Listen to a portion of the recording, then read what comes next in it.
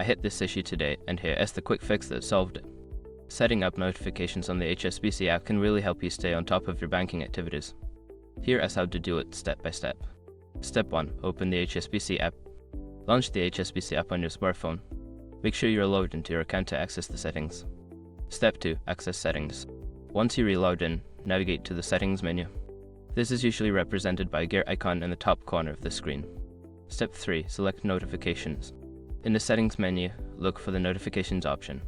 Tap on it to view the different types of notifications you can enable.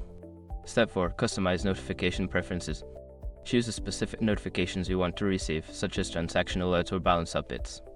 Toggle the switches next to each option to turn them on. Step 5. Save changes. After customizing your preferences, make sure to save your changes. Look for a Save button at the bottom of the screen to confirm your selections. Remember, if you don't see the notifications you want, double check that your app is updated to the latest version. Happy banking!